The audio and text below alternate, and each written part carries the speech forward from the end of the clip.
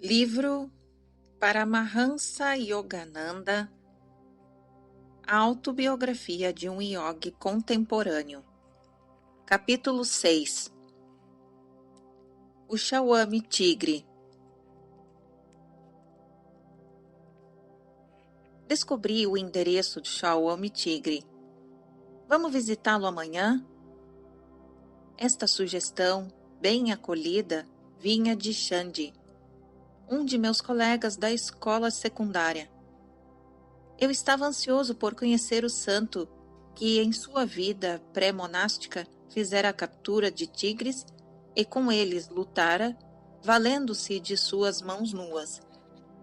Em mim existia vigoroso um entusiasmo de menino por façanhas tão notáveis. O amanhecer do dia seguinte envolveu-nos em frio invernal, mas Chandi e eu partimos alegremente. Depois das buscas inúteis em Brawanpur, por fora de Calcutá, chegamos à casa almejada.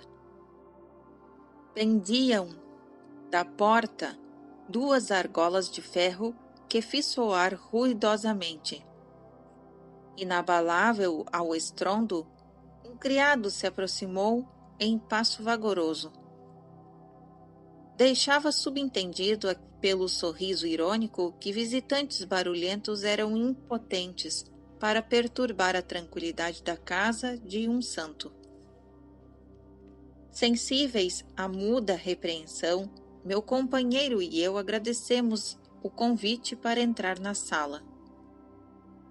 Nossa longa espera ali nos encheu de apreensões. Na Índia, a lei não escrita para os que buscam a verdade é a paciência. Um mestre pode, de propósito, submeter à prova a veemência de quem anseia encontrá-lo. Este árduo psicológico é liberalmente empregado no Ocidente por médicos e dentistas. Conduzidos afinal pelo criado, Chandi e eu entramos no quarto de dormir. O famoso Shawami Solhong estava sentado sobre o leito. Observação número 50. Solhong era o seu nome monástico. Popularmente tinha o apelido de Shawami Tigre. Continuação da narrativa. Seu corpo descomunal causou-nos estranheza. Estacamos emudecidos, de olhos arregalados. Nunca antes havíamos contemplado um tórax daquela amplitude, nem bíceps do tamanho de bolas de futebol. Sobre o imenso pescoço, o rosto feroz, mas calmo, de Shawami. Apresentava flutuantes cabelos encaracolados, barba e bigode. Transluziam em seus olhos escuros qualidades de pombo e de tigre. Não vestia roupas, exceto uma pele de tigre ao redor da cintura musculosa. Recuperando a fala, meu amigo e eu cumprimentamos o monge, expressando nossa admiração por sua proeza na invulgar arena de felinos. Seria possível, por gentileza, nos dizer como subjugar, com meros punhos, o mais feroz dos animais de Jangai, o tigre real de Bengala? Meus filhos, lutar com tigres é uma ninharia para mim. Poderia fazê-lo agora se necessário.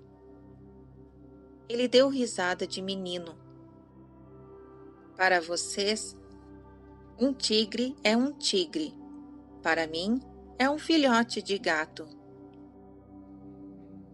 Salzuamji, penso eu, poderia impressionar meu subconsciente com a ideia de que os tigres são filhotes de gato, mas poderia eu convencer os tigres de que são gatinhos?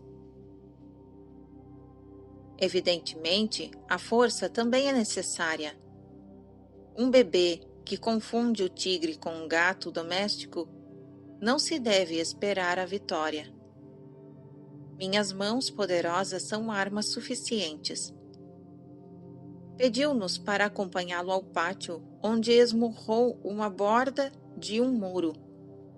Um tijolo, ao cair, espatifou-se no chão. Pela fenda comparável ao espaço de um dente perdido pelo muro, o céu mirou atrevidamente. Sentia-me aturdido, de espanto. Pensei, quem pode remover de um só golpe um tijolo cimentado em sólida parede, deve poder com certeza arrancar os dentes de um tigre. Os homens existem com força física igual à minha. Falta-lhes, entretanto, a fria confiança. Os que têm corpos robustos, mais débil a mente, podem desmaiar à simples visão de um animal selvagem saltando com liberdade na floresta. O tigre, em sua ferocidade e ambiente nativo, é muito diferente do animal de circo alimentado de ópio. Muitos homens, porém, de força hercúlea, têm-se visto aterrorizados em um abjeto desamparo ante a investida de um tigre de Bengala. Assim, o tigre converteu o homem mentalmente em gato medroso. É possível a um homem possuidor de corpo vigoroso a imensa determinação inverter a situação e forçar o tigre a convencer-se de que é um gatinho indefeso? Quantas vezes o conseguiu? Eu estava bastante disposto a acreditar que o titã à minha frente era capaz de realizar a metamorfose do tigre em gato. Ele parecia estar com a veia didática. Xande e eu o escutávamos com todo o respeito. É a mente que maneja os músculos. A força de uma martelada depende da energia que nela se aplica. O poder expresso pelo corpo, o instrumento físico do homem, depende de sua agressiva vontade e de sua coragem. O corpo é literalmente constituído e sustentado pela mente. Sob a pressão de instintos de vidas anteriores, fraquezas e forças infiltram-se gradualmente na consciência humana e expressam-se como hábitos que, por sua vez, constroem um corpo desejável ou indesejável. A fragilidade física tem origem mental, em círculo vicioso. O corpo enfraquecido pelos hábitos constrange a mente. Se eu o amo, permite ao servo que lhe dê ordens, este se torna autocrático. Assim também a mente vem a ser escrava quando se submete aos ditames do corpo. Ao nosso pedido, o impressionante Swami concedeu a historiar algo de sua vida. Minha primeira ambição foi lutar com tigres. Minha vontade era poderosa, mas meu corpo débil. Uma exclamação de surpresa escapou de meus lábios. Parecia incrível que este homem, agora com ombros de atlas, feitos para sustentar, pudesse ter conhecido a fragilidade. Foi por indomável persistência em pensamentos de saúde e de força que venci minha desvantajosa situação. Tenho todo o direito de exaltar o soberano poder mental que considero o verdadeiro dominador dos tigres de Bengala. Acreditas, reverendo Swami, que eu poderia lutar com tigres? Esta foi a primeira vez e a última que tão bizarra ambição me passou pela cabeça. Sim, ele sorriu. mas há muitas espécies de tigres. Alguns vagam pelas selvas dos desejos humanos. Nenhum benefício espiritual advém de golpear as feras até deixá-las inconscientes. Preferível é ser vitorioso em proezas internas. Podemos saber, Senhor, como se converteu de domador de tigres selvagens em domador de paixões selvagens? O Shawami-tigre silenciou. Seus olhos assumiram uma expressão longínqua, evocando visões de anos pretéritos. Distingui sua breve luta mental para decidir se iria responder ao meu pedido. Finalmente sorriu em aquiescência. Quando minha fama atingiu o auge, enebriei-me de orgulho. Resolvi não só lutar contra os tigres, mas exibir-me em domá-los com artimanhas. Comecei minhas exibições públicas com sucesso satisfatório. Uma noite, meu pai entrou em meu quarto com um ar pensativo. Filho, trago-lhe palavras de advertência. Gostaria de salvá-lo de males vindouros, produzido pelas mostras de causa e efeito. É fatalista, meu pai? Devo permitir que as superstições amorteçam as águas impetuosas de minhas atividades? Não sou fatalista, filho, mas acredito na justa lei de retribuição, como ensinam as Santas Escrituras. Há ressentimento contra você na família da selva, e algum dia operará à sua custa. Surpreende-me que assim pense, pai, pois conhece muito bem o que são os tigres, belos, mas impiedosos. Quem sabe? Meu sangue talvez injete um pouco de consideração e de juízo em suas torpes cabeças. Mestre sou na escola de aperfeiçoamento da floresta para lhes ensinar boas maneiras. Por favor, pai, pense em mim como um domador de tigres e jamais como um matador deles. Como poderiam minhas boas ações prejudicar-me? Peço-lhe, não me imponha uma ordem que altere o meu modo de vida. Xande e eu ouvíamos com atenção, compreendendo o dilema de seu passado. Na Índia, um filho não desobedece levianamente aos desejos dos pais. O Shawami-tigre continuou. Em estoico silêncio, papai considerou os motivos expostos e depois, com palavras graves, me fez esta revelação. Filho, você me obriga a relatar uma predição de mau agouro feita por lábios de santo. Ele se aproximou de mim ontem, quando sentado no pórtico, e eu fazia minha meditação diária.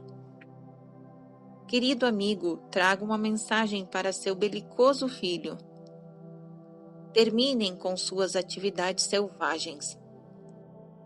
Se não o fizer, de seu próximo encontro com o tigre resultarão ferimentos gravíssimos e durante 6 meses estará enfermo às portas da morte. Então, abandonará suas práticas anteriores e tomar-se-á monge. Esta narrativa não me impressionou. Considerei que papai fora vítima crédula de algum fanático alucinado.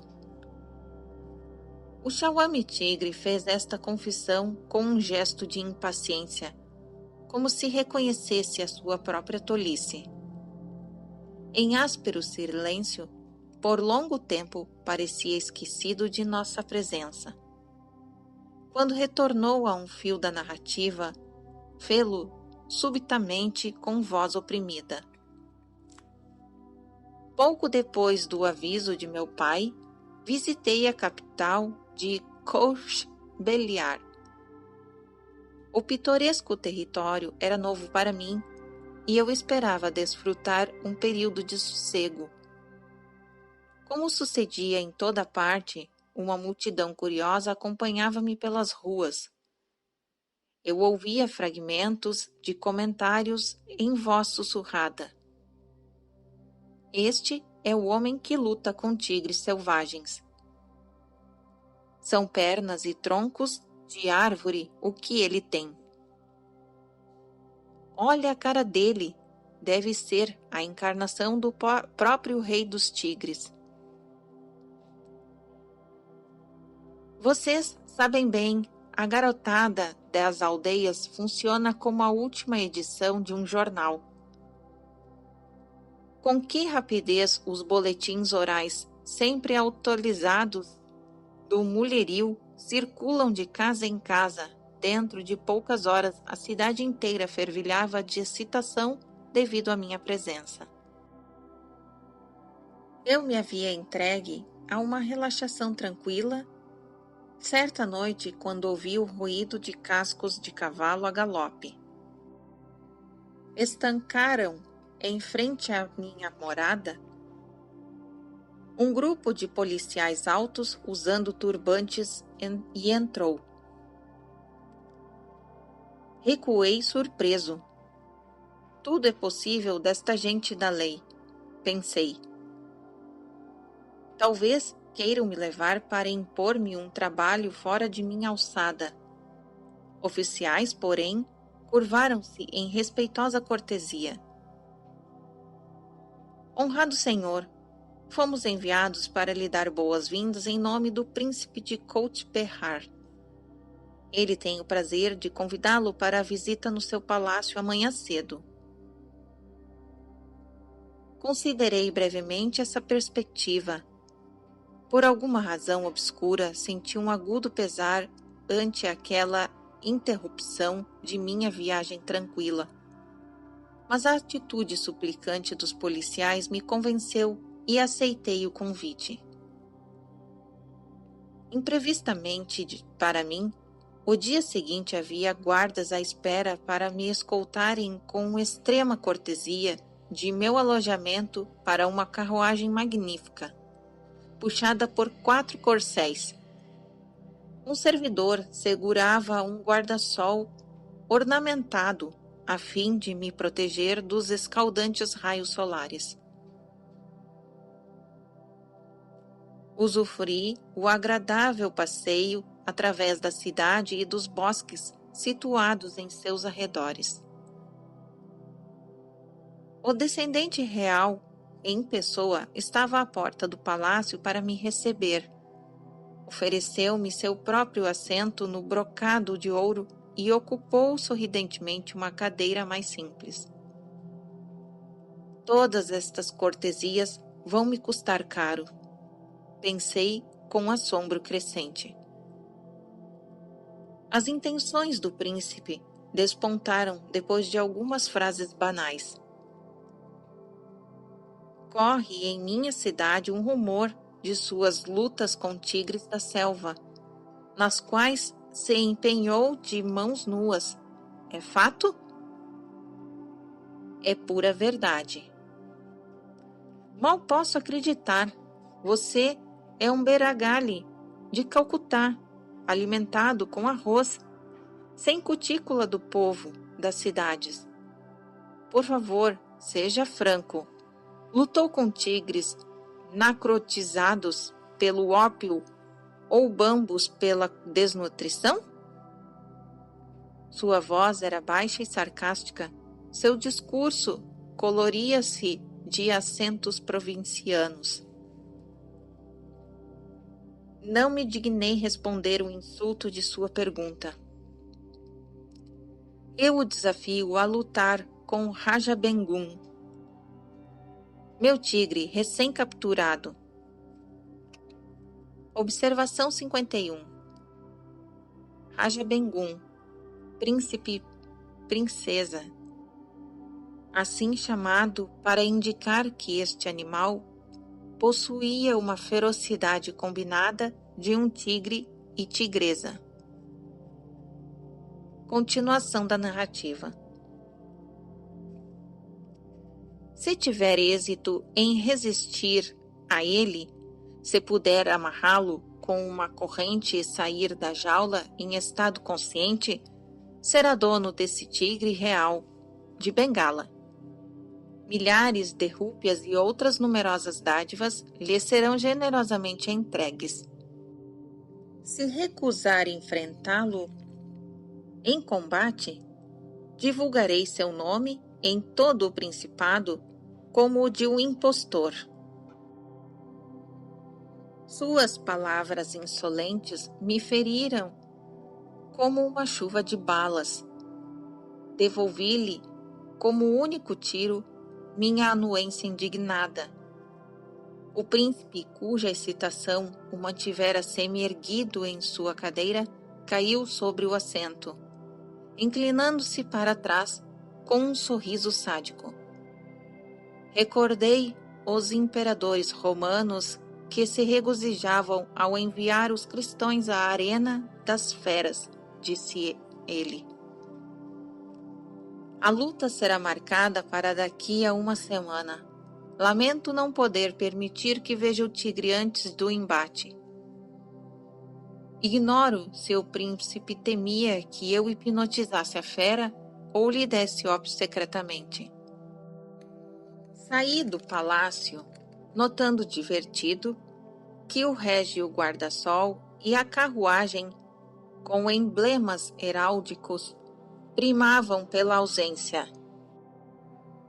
Durante a semana seguinte, preparei metodicamente o espírito e o corpo para o ordalho em perspectiva. Por intermédio de meu criado, eu soube de histórias fantásticas. A terrível predição do santo, feita a meu pai, de algum modo fora exportada para outras terras, avolumando-se à medida que viajava. Muitos aldeões humildes acreditavam que um espírito maligno, amaldiçoado pelos deuses, havia reencarnado sob a forma de um tigre, o qual à noite assumia várias configurações demoníacas, mas durante o dia apresentava-se como um animal em pelo listrado. Dizia-me que este tigre demônio fora enviado de propósito para me humilhar.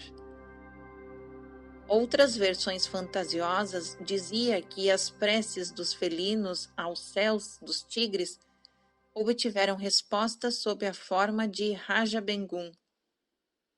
Seria ele o instrumento que me haveria de punir, a mim, o audacioso bípede, que tanto insultara a raça inteira dos tigres?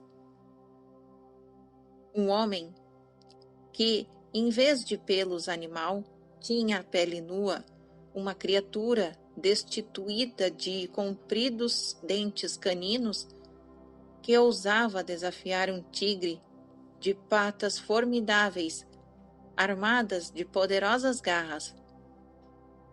O vigor do veneno concentrado de todos os tigres atingidos pela humilhação, declaravam os camponeses, ganhara ímpeto suficiente para pôr em movimento leis ocultas que provocariam a queda do orgulho do domador de tigres. Posteriormente, meu criado me informou que o príncipe estava em seu elemento como empresário da luta entre o homem e a fera. Ele superintendera a construção de um pavilhão à prova de chuva, destinado a acomodar milhares de espectadores. No centro, enorme jaula de ferro, circundada por um compartimento externo de segurança, abrigava Raja Bengun. O tigre cativo rugia sem cessar, sedento de sangue coagulado. Davam-lhe escassa alimentação para que nele se mantivesse aceso um apetite enraivecido. O príncipe esperava talvez que eu fosse o banquete de recompensa para aquela fome ávida. Multidões residentes da cidade ou vindas dos subúrbios compravam entradas apressadamente em resposta ao rufo dos tambores anunciado a contenda singular. No dia do combate, centenas de pessoas tiveram de regressar aos seus lares porque a lotação se esgotara. Muitos homens se introduziram pelas aberturas de tenda ou preencheram todos os espaços vazios sob as galerias. À medida que a história de Shawame Tigre se aproximava do clímax, minha excitação crescia. Chandi também se mantinha em mundo arrebatamento. Entre os rugidos penetrantes da Raia Bengun e o ensurdecedor ruído da multidão aterrorizada, fiz serenamente minha aparição. Apenas com uma tanga em volta da cintura, meu corpo surgia desprotegido, sem roupas. Abri o ferrolho do compartimento de segurança e fechei-o calmamente atrás de mim.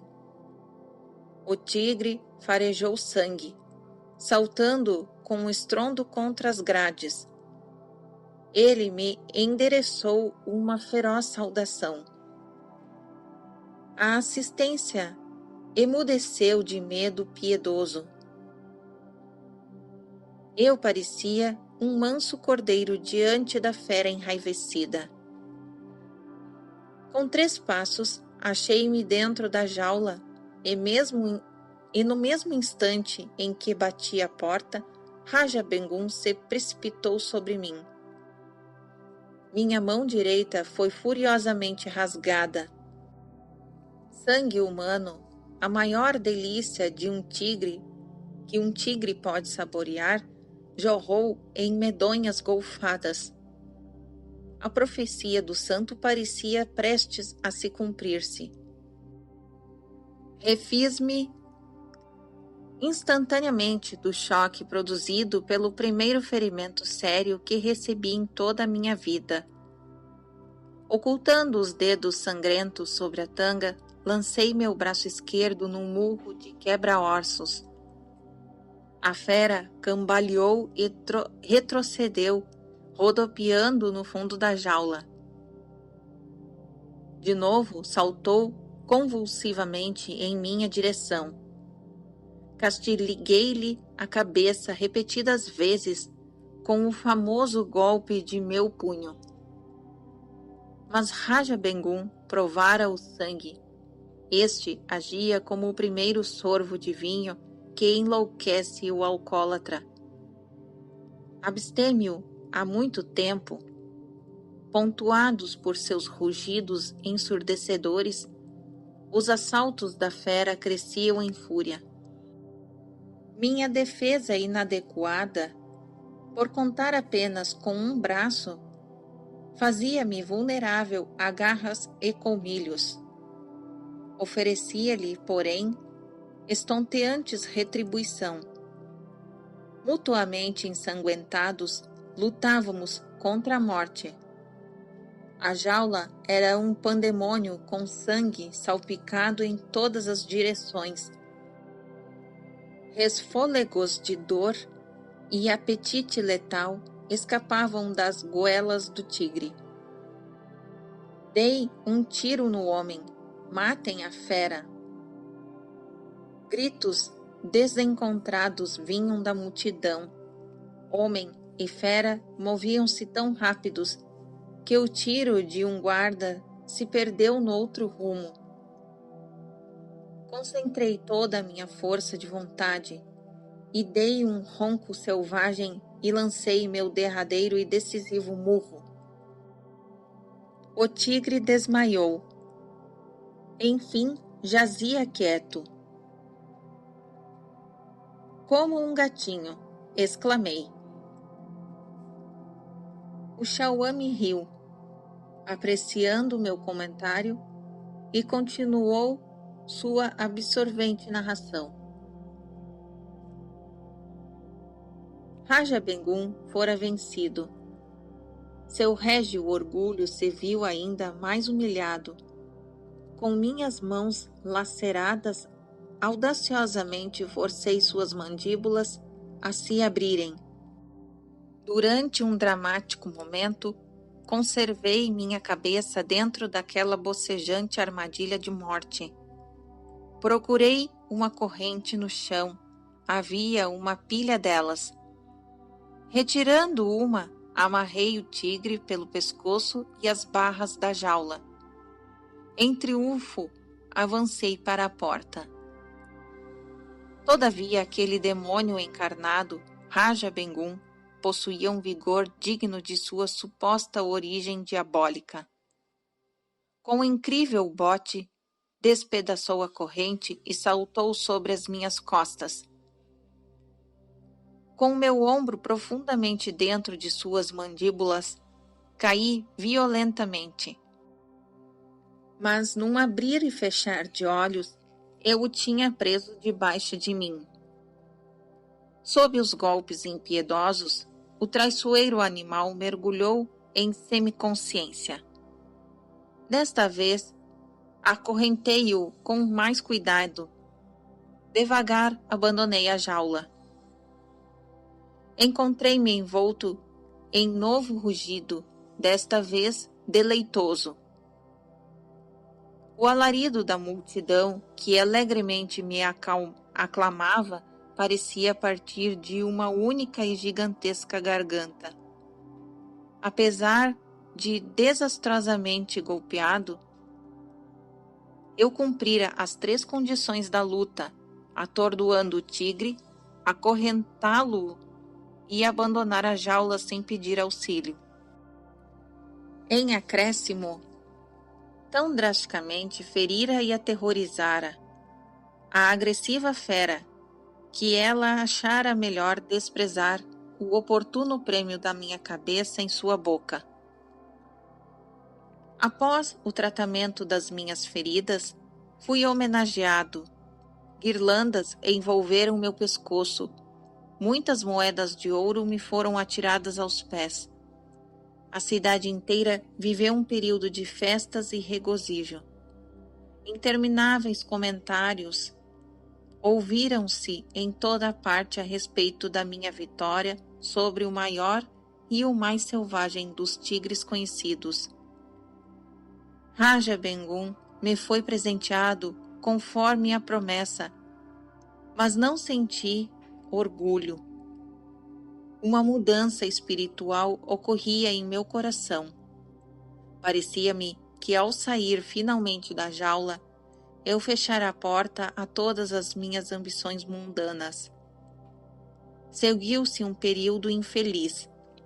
Durante 6 meses estive entre a vida e a morte, com o sangue envenenado. Logo que melhorei, o bastante para deixar Coast-Belar, regressei à minha cidade natal. Sei que meu instrutor é santo, que fez a sábia advertência. Confessei humildemente ao meu pai: ó, se ao menos eu o pudesse encontrar. Meu anseio era sincero, pois um dia o santo, sem querer, sem qualquer aviso, apareceu. Chega de domar tigres, disse-me com tranquila firmeza.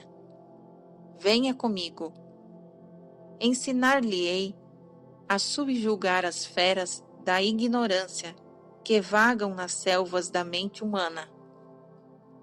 Você está acostumado à audiência, seja esta doravante uma galáxia de anjos, entretida com o seu domínio emocionante da yoga. Fui iniciado na senda espiritual por meu santo guru. Ele abriu as portas da minha alma, cobertas de ferrugem e emperradas pelo desuso. De mãos dadas, em breve partimos para meu treinamento no Himalaia. Chandi e eu nos curvávamos aos pés de Swami, agradecidos pelo esboço que nos traçara de sua vida ciclônica.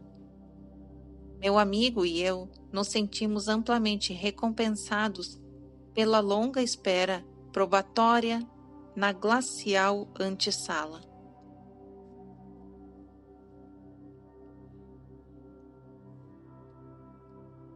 Fim do capítulo 6.